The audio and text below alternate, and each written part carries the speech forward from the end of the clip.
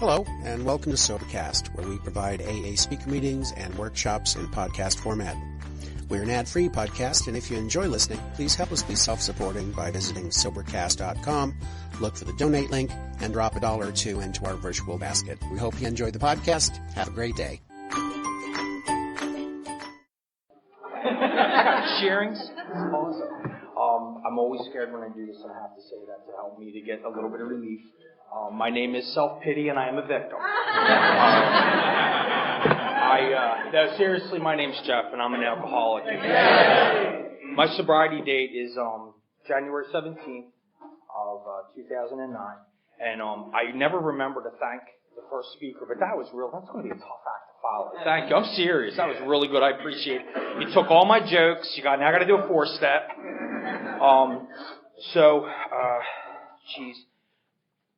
I like to open up with humor.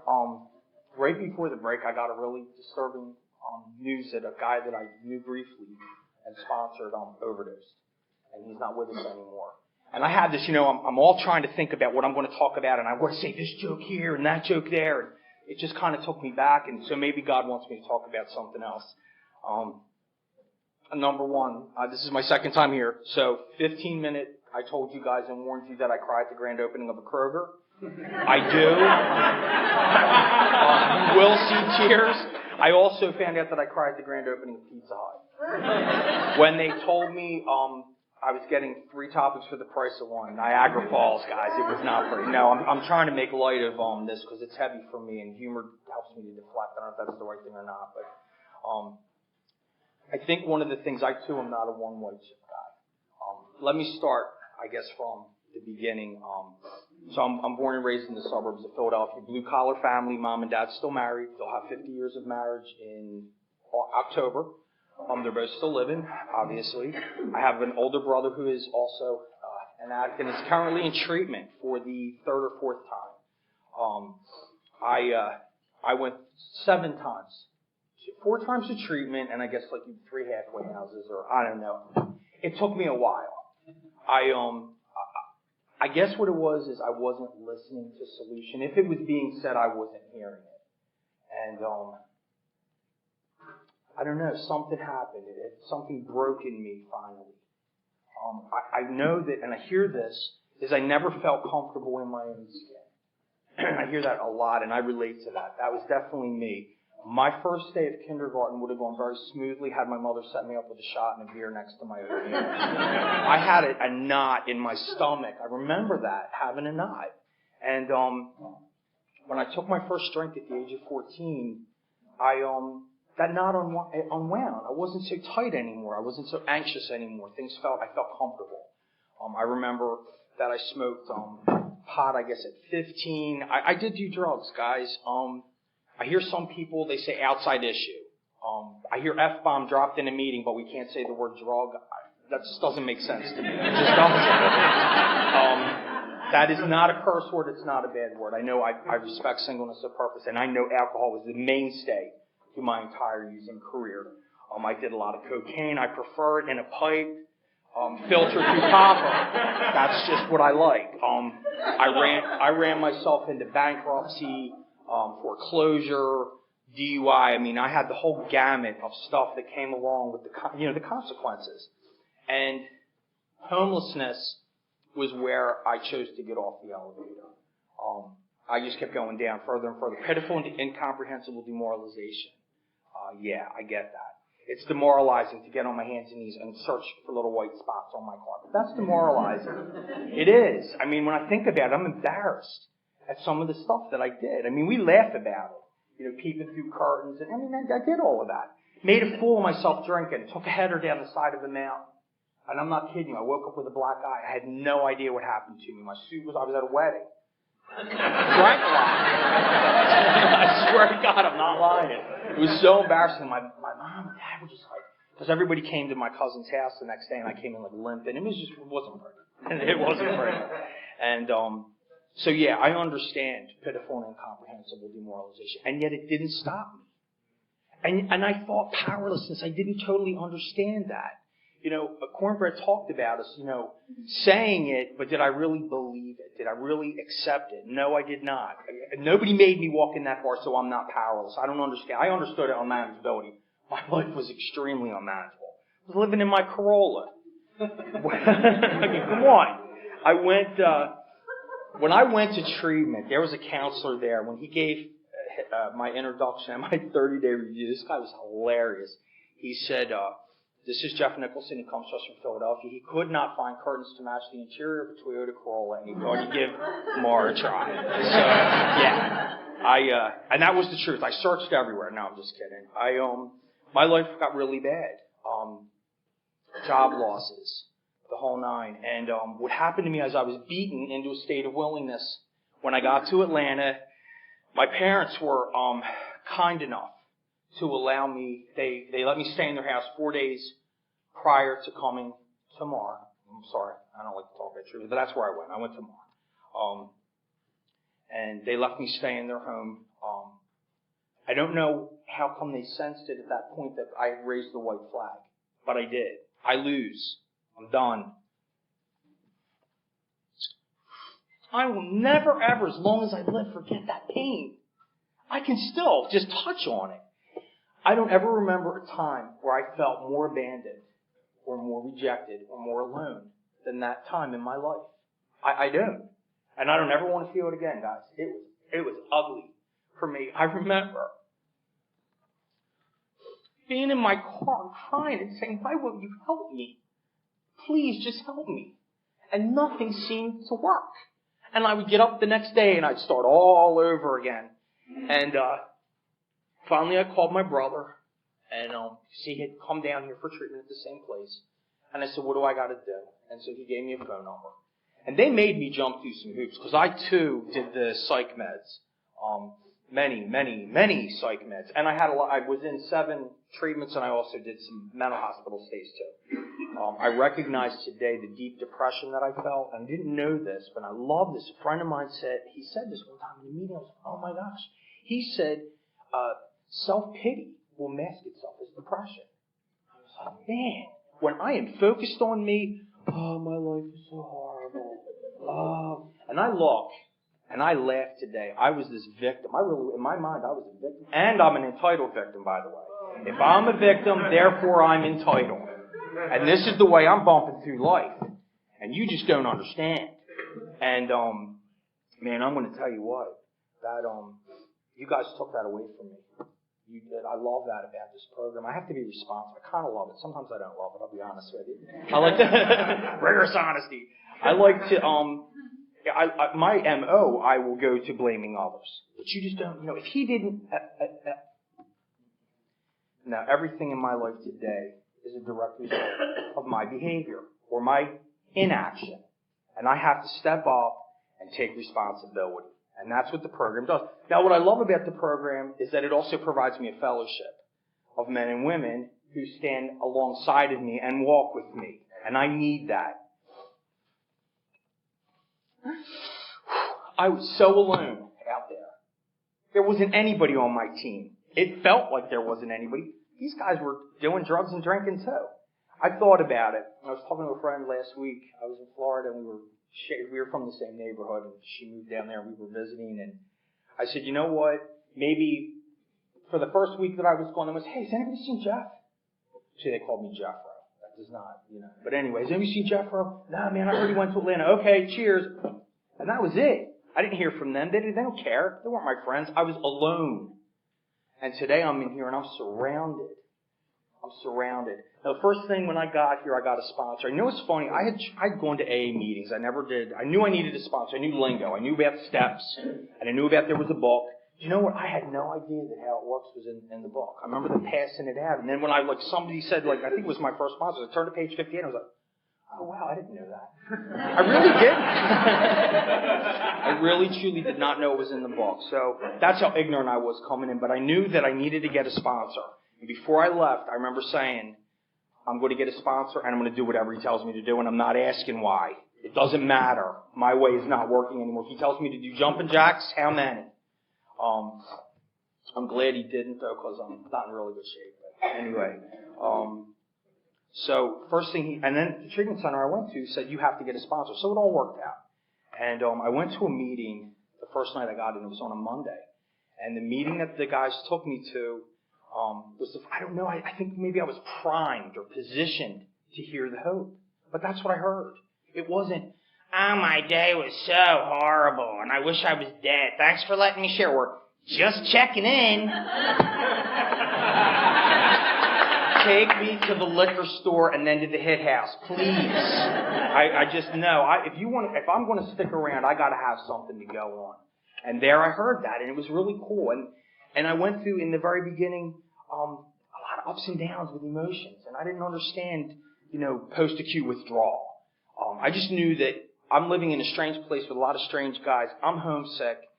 There's really nothing to go back to because my life sucks in Philly. What do I do here? I felt kind of trapped, which is really, and today I see all of that as an opportunity for grace.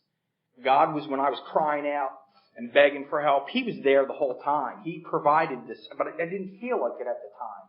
It did not feel like grace at all. Today I can recognize that because it positioned me to listen. So I got my sponsor, and first thing he said to me, I love him. To get honest, it don't cost nothing. It's country boy, right? Yankee, country boy. He said, get honest, it don't cost nothing, and you ain't got to be smart. I said, I like that. I can do that. I like the price of that. It's free, and I can do that. So that's what I did, and I started calling myself out when I would lie. It was embarrassing. So, it was my knee-jerk to lie, and I didn't even realize it. It talks about in the book, we develop a manner of living, which demands rigorous honesty. And how it works, that very first paragraph, the word is mentioned 3 times. It makes a demand for it, and it tells me my chances are less than average if I'm not honest. So that to me, yeah, I like that. Okay, I can do that. It's kind of scared me in a way. I wanted to do it. What I have found is, I don't know, my belief, my opinion, I don't know.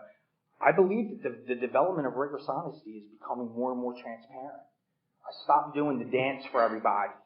I stopped fronting, and I just let you guys see me. Now, not everything's for everybody, and I have 4 core guys. My sponsor is one of them guys that I let in. They know me. They know me in my weaknesses. They know me in my strengths. I'm still embarrassed to be who I am in front of them, but I'm scared if I'm not who I am in front of them, I'll pick up again, and I'm not going back. There's nothing to go back to, guys. Go back to the Corolla. Sign me up for another round of that. I mean, it's 5 years older. You know what I mean? So, wall-to-wall carpeting, air, central air. No, so yeah, it's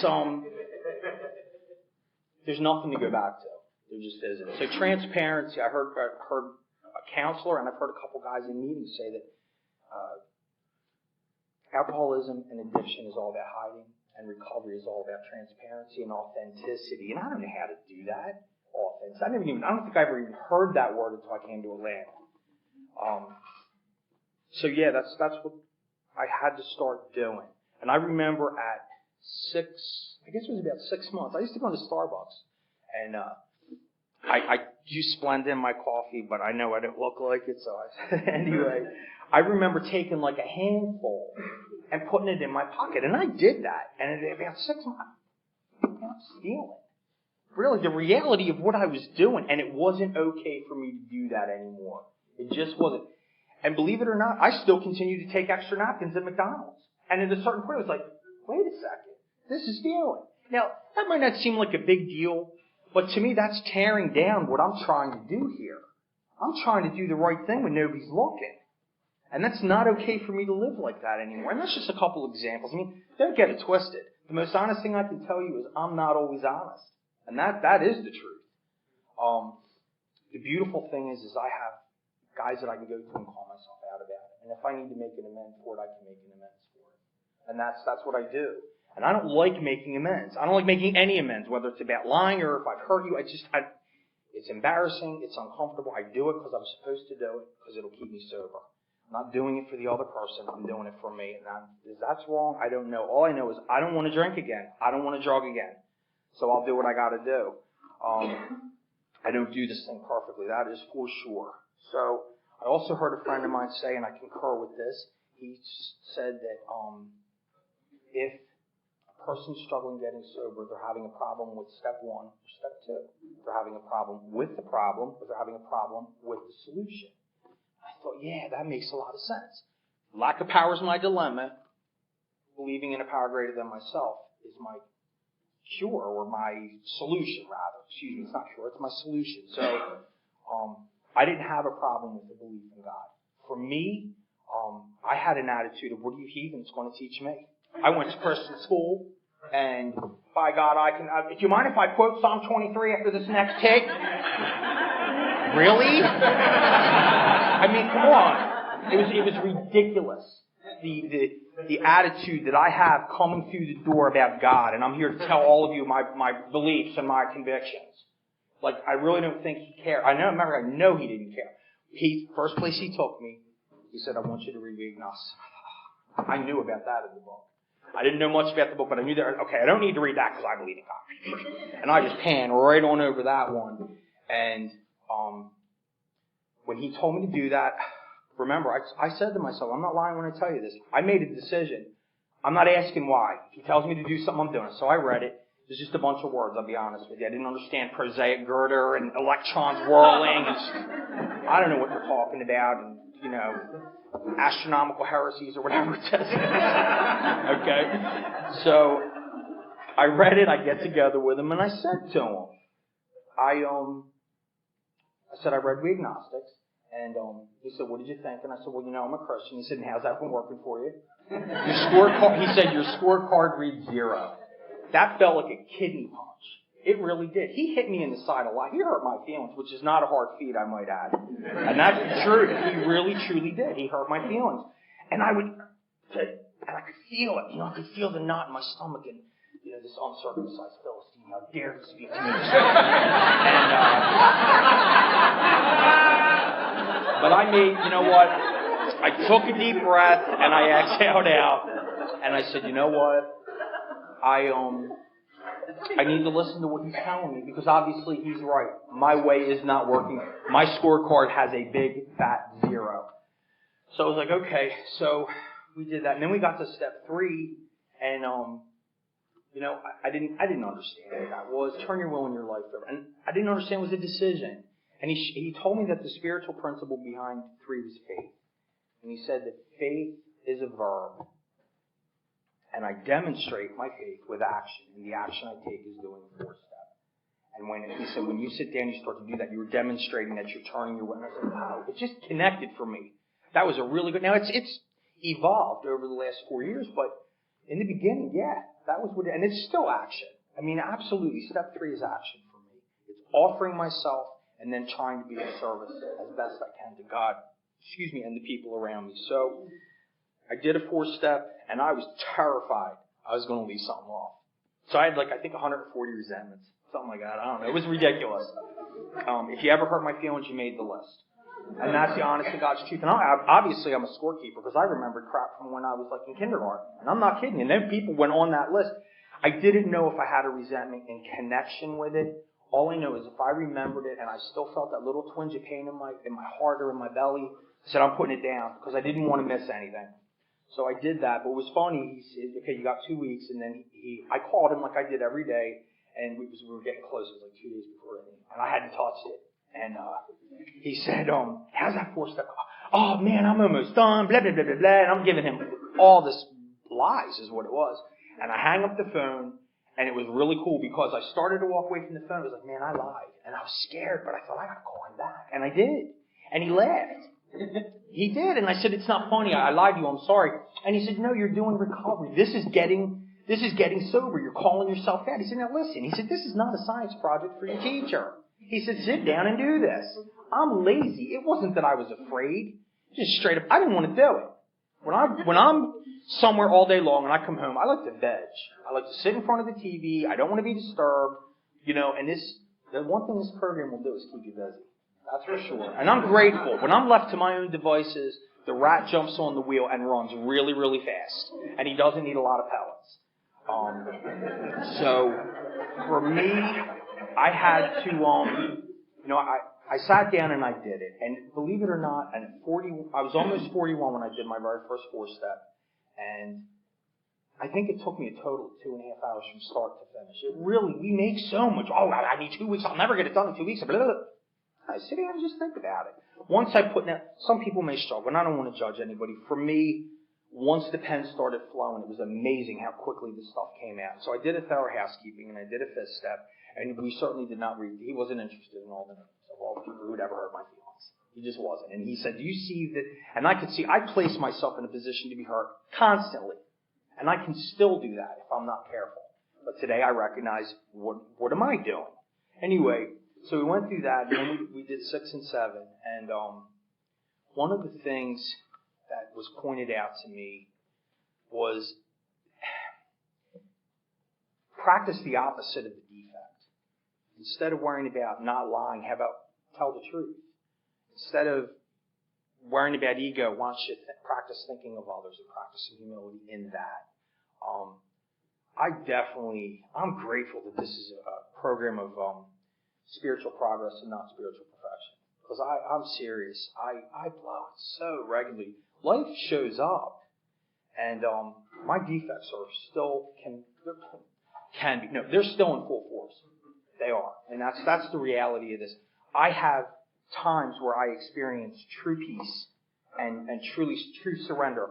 But I'd be lying, guys, if I said that I don't. My default is more defect than it is spirituality. And I can come into a meeting for an hour and raise my hand and spiel this pearl of wisdom out. And somebody says, wow, I love what you shared. But you know what? Ask them 2 days later and they don't even remember. Hell, 5 minutes out the door, I won't remember some of the stuff that I heard that I was like, wow, that was so good. So, I think a lot of it's just, I need to stop thinking about myself so much. And that's truly when I've had, my belief about true humility is when I'm really, I'm not so conscious of me, I'm conscious of others. The disease centers in my thinking. I need people around me to help me because my thinking is definitely, it's skewed. I hear that it's skewed, twisted. It is. It's rooted in selfishness and self-centeredness. That's where my disease is. I was conscious of self always. I'd walk into a room, I was self-conscious. And it wasn't like, yeah, I'm so great, look at me. It was, oh my God, they're looking at me. When I did things, it wasn't for the pat on the back. It was so you'd like me. You know, and that's had and still have a low self-esteem. I do. I mean, I feel better about myself than I have in a very, very long time. And that is a gift of this program. But the reality is, you know, I don't want to stand up here and beat myself up or anything. I just want to be real. That's what I want to be tonight. I just want to be real and let people know that life shows up and it can be rough. And I can go and I can hide in food. I can hide in many, many other things if I'm not careful. I know that drinking and drugging is a no-no, so I won't do that. But I'll do this. And that's not okay either. Because if I don't live with a connection to God and talk about this stuff and be transparent when I'm weak and I fall, I will drink and drug again. I know that. I know that about myself. That's the beautiful thing about step 1. I cannot not drink and drug. I know that. Now, that's a beautiful thing. Great, I know that. Now what do? Then I turn to the tools of the program. A power greater than myself, God as I understand Him, and practice honesty, practice gratitude, practice perseverance. I don't have to practice humility. I got that one. Just kidding. Come on, guys. That was good. What do you call it though? So anyway, I worked through those steps and then I made my 8th step amends and all my 9th step was in Philly. And I knew I would get chances to get home, and you know I did a lot of really ugly stuff, and most of the stuff I did was 98% of the stuff I did was to my family and my close friends, which really there wasn't even many of them. There was like 2 that made the list. But it was my family. I stole from them, and I didn't just steal money. I stole from them. I stole from my mom. I never stole her jewelry. I never stole her money, but I stole her sleep. I stole her relationship with my dad. I'm sure many a time they told me they pointed the finger at one another. How come he turned out like this? If you didn't do this, if you did this, right? And here I am 40 years old and they're in their 60s. This is their time, man. And I'm doing this to them? Come on. Are you kidding me? So for me today, and I'm going to tell you this because I love this, how this worked out. And it was just like, it's a gift. This is a gift, guys. So right before I come to Atlanta, they co-signed for the Corolla, the famous Corolla. It's out there. I'll just do autographs at the Corolla if anybody wants to. So they co-signed for the Corolla because I ruined my credit and I went on my last hurrah and it all came out and they were terrified. My parents are not people of means. They're not. They're blue collar. My dad, they live very humbly. And they were frightened. Are we going to be able to make this payment? And so what I did, I didn't want to hurt them. It wasn't my intentions, right? How many of us step out the door with intentions? So what I did is I had the money directly deposited into their account. Well, I can't remember what all the specifics were, but when I came to Atlanta, I couldn't do that anymore. Here I am, 3 months sober. But Mom, I have 3 months. Can't I make my payment? She's like, no, I'm not real comfortable with that. How about you send the check here and I'll send it? Now, ultimately, I could have bounced that check, right? I mean, really. But it made her feel good every month to get that check and open it up and put it in the envelope and send it. Is more insurance. My son's still sober in her mind, okay?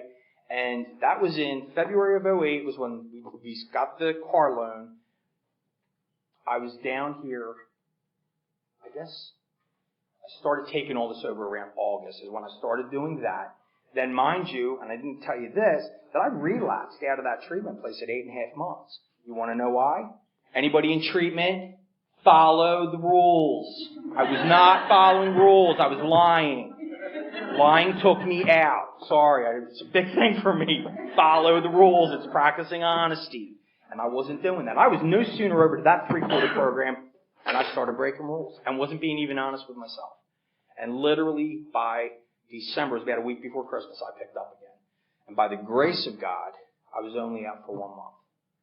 And I went back into a very structured environment. I let an 800-pound gorilla out of the cage, guys, and I could not get him back in. So I went into the cage and closed the door and said, anyway, I was nice and safe where I was. And I stayed there for 6 months, and then I went on to another 3-quarter program from there with 6 months. And I grew there. There was 2 men there, and one of them took me under his wing.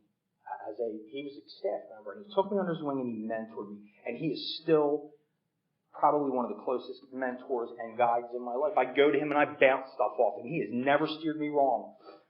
He's a very good friend. Anyway, and then after that, I moved into a house with 3 other sober guys. It wasn't treatment, but we shared a house together. And I threw myself into AA. Threw myself into it. I did AA alcoholically. Really I did. I sponsored a lot of people. I went to a ton of meetings, and I had a great time. And this same friend talks about being in the sandbox and just playing. And everybody in AA in the beginning lets you play. And that's what I did. I played with my sand toys, and I had a good time. And if I had it to do over again, I'd do it the same way because I'm still sober. I don't know any other way to do it. I threw myself into AA. I threw myself into service work. And I got a charge out of it. It was really, and it still is. It's cool. The volume's turned down a little bit. It has. Which I think is a natural thing. I still love AA, I still love meetings, and I still love sponsoring. I just don't do it as crazy as I did, that's all. Anyway, man, I got sidetracked. Dang, I was on a roll. I forget what I was saying, shoot. So that's what happened. So anyway, I was talking about the car. And then, so I continued to send that payment, even after, so now this was in 2009, I did it through the rest of 2008, and 2009, and 2010, and in 2011, okay, 3.5 years in, I said, oh, Mom, I'll get that check out to you tomorrow. She said, oh, you don't have to do it. She said, why don't you just take care of it now yourself? 3.5 years. They're watching. They're not listening. At least my parents weren't. They were, show me. People get tired of I'm sorry, and I'm going to do better, and I promises. That's great. I'm glad you promise. And I'm glad you're sorry. And I forgive you. Now show me what you're going to do different. And that's exactly what my family did with me. And I'm glad they did. I'm glad. I think too many times their hopes got raised and dashed, and they were just tired of it. I called it like an emotional divorce after that relapse. They were very excited. when I first got to Atlanta, and I was doing well, and when I relapsed and called them, I was supposed to go home for Christmas. It was the week before Christmas, and they were just blown out of the water. They didn't even want to talk to me. My mom did not talk to me for a while, and my father was very cold. And you know what I told myself? I didn't get my feelings all hurt. I said, you know what? This is a consequence. And quite frankly, it's a light consequence compared to what my consequences could have been. I could have killed somebody. I could be locked up. I could have killed myself. You know what I mean? I had minor consequences to my relapse. And I don't want to minimize my parents' feelings. I really don't. If that's what that sounded like, I don't mean that. I really don't. I love my mom and dad, and I'm sorry that I've hurt them. So how do I make up for that? I live a different way today. I don't lie to my mom and dad anymore. How about that? Nice concept, huh? I mean, every time I opened my mouth, it seemed like I was lying to them. And that's not the case anymore. The program's taught me to set boundaries. I love my parents, and I love my family, and I love my 800-mile boundary. I really do. I mean that. I love them. I do. Okay, gotta go now. Love you. Talk to you later. Click. You know what I mean? And I get to choose when I'm going. And it's cool. And I can be respectful when there's a disagreement of opinion. You know, what I've learned to do with my mom, God love her, because she and I are very much like very opinionated people, and anybody who knows me well knows that I am. I'm the same as she is. And so what I'll say to her is, okay, Mom, I'm going to go now. I love you, and I'll talk to you later, but I really need to go. Click. And it used to be I would like blow up. You don't always have to give me your opinion. Like a 2-year-old. I mean, she's 68 and I'm 45, for crying out loud. You took my sit and spin, and now I'm mad. And that's how I'm behaving. It's ridiculous. So, these are the gifts that I've gotten, and you know, and I had to make an amends to a cousin. And I love this kid. I really do. He's not a kid anymore. He's almost 40 now, but I still see him as little Georgie. And this guy, he's about 10 years younger than me, and I love this guy. His 30th party, I'm on a run, and I stole his birthday cards. Are you kidding me? Can you get any more cheesy than that? That was a really scummy thing to do. It was. And he's a pretty bad guy, and I'm thinking, he's going to kick my butt. But I said, you know what, I have to, what the book I think says, put the bit in your mouth and go forward, and I did.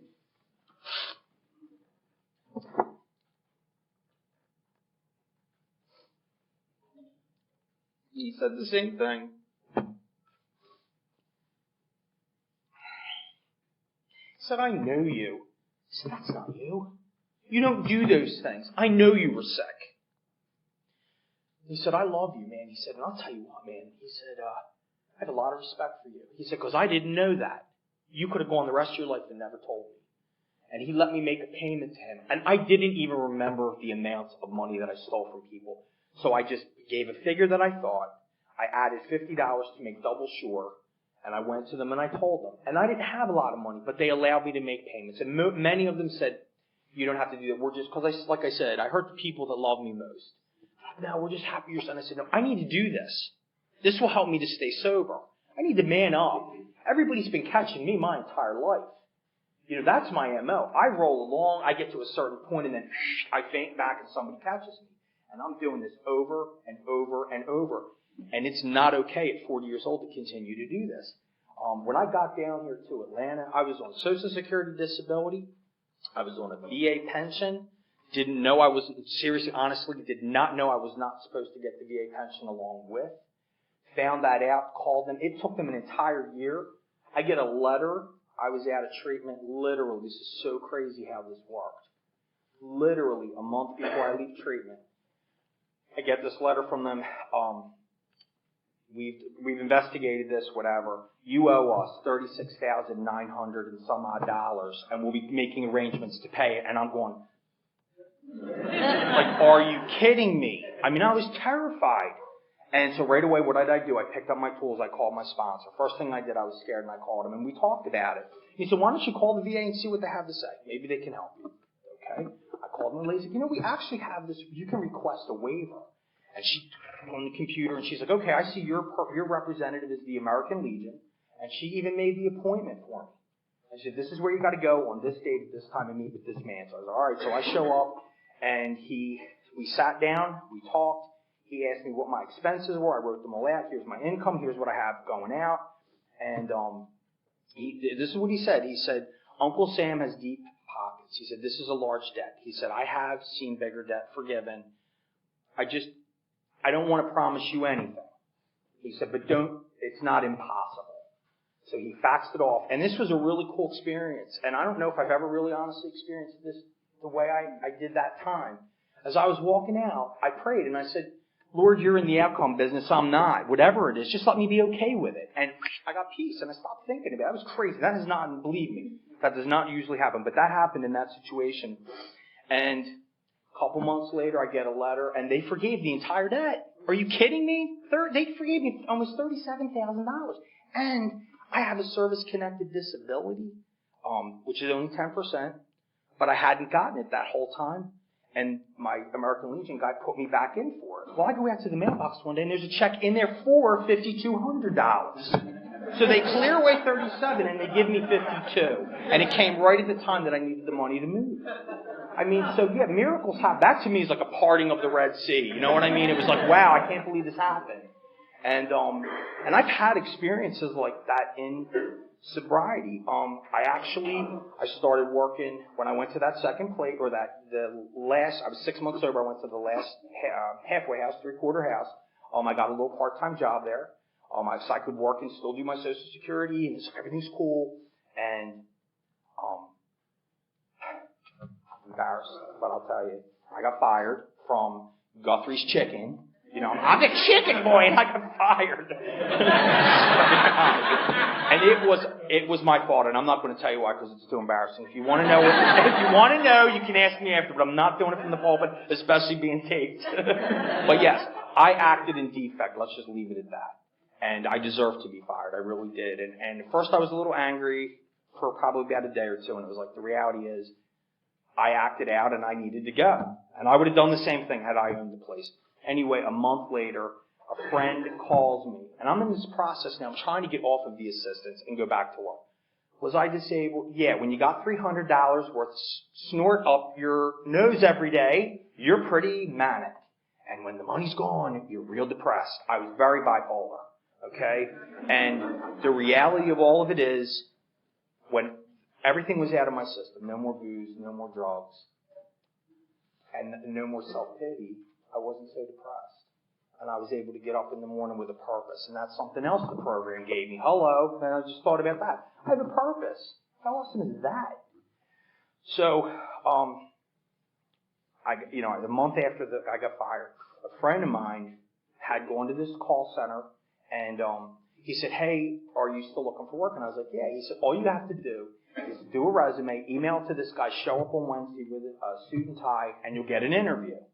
And I'm thinking, there is a 7-year work gap. How in the world am I going to explain this? And somebody said, go to the Department of Labor, and they can help you. Well, they have a veterans guy who helps the veterans to go back from, to get into the workforce. So I met with him, and he helped me with my resume. He asked me, did you do anything in that 7 years? And I did. I was a pizza delivery boy. He said, put it on. I said, really? He said, put on there that you had your own food delivery business, which I did. I was not an employee of the pizza shop. I actually had to sign a waiver that I was my own. I said, oh, okay. So, and I love it, right? I said, what do I put? I said, I deliver pizza. He said, no, you put the prompt, responsibilities include the prompt delivery of food and beverage. Now, doesn't that sound really cool? I thought it did.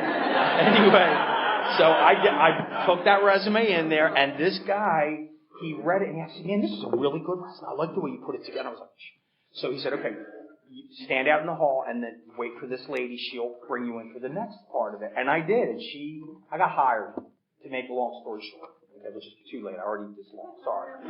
Anyway, but I got hired, and I worked there for a year. Man, working in a call center sucks, guys. I'm sorry. It does. It filled the purpose, and after a year, it was like, okay, it's time to get to stepping. And I had a sponsor that walked me through that too. And I'll tell you, I was 2 years sober. No, I was past about a year and a half. I went in there one day and I don't want to do this. I don't want to do this. And I walked out. And I acted in defect, right? And then I'm walking to the car and I got the ping pong match going on in my head. You can go back. No, I can't. Yes, you can. No, you can't. Right? So I get in the car and I'm driving and a very loud thought came to me. You're in relapse. And I could feel my stomach go immediately into a knot, and I said, help me, Lord, I'm scared. And the next thought was, call your sponsor. It was that quick. Boom, boom, boom. I intuitively knew what to do. Called my sponsor who let me steal and justify all my stuff, and they said, okay, now you need to call your boss, and you need to eat some humble pie and ask for your job back. And I said, okay, I'm willing to do it because I don't want to pick up again.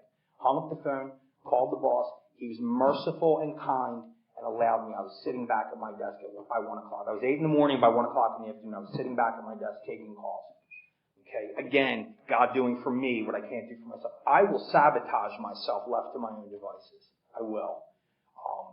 But again, beautiful gifts of the program. I got a sponsor. I got steps. I knew what I was doing was wrong, and I'm trying to justify it. There was no way it was going to happen. I'm not able to justify it. So yeah, I got a little sidetracked. I'm sorry. So when I got to step 10, continuing to take the inventory, and admitting when I'm wrong, and doing that quick spot check, and then the 11th step, laying down at night and going over this stuff and praying and seeking God. I'll be honest, I don't know how to meditate. I really don't. I was told prayer is talking, meditation is listening. I told you about the rat. He runs real fast, and it doesn't require a lot of pebbles. I can't seem to get real quiet. I'm just kind of a high-strung guy. Maybe I'll practice that a little more. I think it's possible. Where I'm at right now, I don't do it very well. But if meditation is listening, I listen when I come to meetings. I listen to my sponsor. I listen to the guys that are real close to me. I don't know if that's meditation or not, but God speaks to me through the people in AA. That is for sure. That is for sure. I would say 97% of the time, I hear the people in here exactly the right stuff that I need to do. Step 12, man, that's the dope. That's the dope. Absolutely for me is practicing principles. I love it because I practice principles. I fall down, I get up, I dust off, I look around, nobody saw me.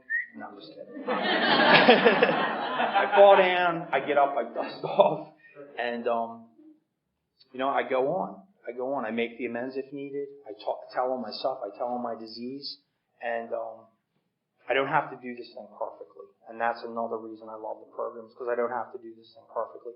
I get to sponsor some guys that, that's really, really cool. It sucks when people go back out. The surprise is not when somebody relapses. The surprise is when somebody picks up a chip. The numbers are against us, and that's the reality. I don't like that, and I don't think it necessarily has to be that way, but that is the way it is. And it hurts. And man, in the beginning, oh my God, every time I cry. I told you I'm a baby. I'm sensitive. I am. I care. And, today, it hurts. I'm sorry. I'm here for the person. I don't abandon anybody that's back out there. I think that's crap. When I see people delete their number. Well, when it gets over, they call me. And are you kidding me? That really makes me very angry. I'll be honest with you. That's not right. I'm sorry. That's my opinion, and I'm not going to change that to delete somebody out. I'll shoot them the text. 3 months later, hey, thinking about you, love you, call me. I just think that's what we're supposed to do. I was told that's codependent. Anyway, that's a whole other issue. I don't think it is.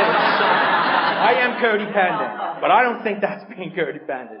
Anyway, I got work to do, guys, that's for sure. But I love the program. Life has shown up for me. I went through a back surgery in November. I had to take pills. My sponsor gave me those pills, and then he moved. And I was a little bit scared, and an opportunity opened up for me to go back into that same 3/4 house. It was offered for me to go there. And, so I got to tell you. So when this guy came and talked to me about it, it's like, well, and I'm really funny about clean. I like things really neat and orderly. I'm mostly big, actually. And I said, well, that bathroom's awfully dirty. And it was like, I'll smoke crack and drink in a clean house, right? Come on. I had an opportunity to go where it's safe, so let's go where it's safe. I mean, the thought came in about clean and then went right out the door. The important thing is for me to stay sober. And I got an opportunity to go there. Hopefully I was able to help some folks while I was there. Maybe not, I don't know. I know I was helped while I was there. I got to be up close and personal with early recovery again and see the struggles. I got to, be humbled and have somebody administer medication to me and make me be accountable. But I came through it and I didn't relapse. Wow, what a nice concept that is. I realized pills aren't my drug of choice, but what I do realize is I like the way anything makes me feel. I do. I got on the phone. I was still on some pretty powerful drugs, and I got on the phone and I started to cry and I said, I think I relapsed. And my sponsor was like, why? And I said, because I like the way this makes me feel. And he said, yo, a-hole. He said, you're an addict. Of course you like the way it makes you feel. I swear that really happened. And I was like, so I didn't relapse? He said, no. So I wiped my tears away and said, yeah, one for me. Another day. So anyway, I got through that, and I don't have a job right now, but an opportunity has opened up for me to become a resident manager in a place that's opening, and I'm really, really excited about that. I have a passion for recovery. I love people. So please keep me in prayer with that. I need all the prayer I can get because I can make anything about me. Believe me. I'm out of time. I want to read this one little thing because it's my very favorite page of the book. I kind of defeated the purpose of highlighting because the whole thing is highlighted. It doesn't really make a lot of sense. See? Kind of dumb, but I love it. There is a solution. Almost none of us like the self-searching, the leveling of our pride, the confession of shortcomings, which the process requires. For its successful consummation, but we saw that it really worked in others, and we had come to believe in the hopelessness and futility of life as we had been living it. When therefore we were approached by those in whom the problem had been solved, there was nothing left for us to do but pick up the simple kit of spiritual tools laid at our feet. We have found much of heaven, and we have been rocketed into a fourth dimension of existence of which we were not even dreamed. The great fact is just this and nothing less, that we have had deep and effective spiritual experiences which have revolutionized our whole attitude toward life, toward our fellows, and toward God's universe. I can't read no more. But if you want to read it, it's in page 25. It's an awesome part. Thanks. I'm grateful.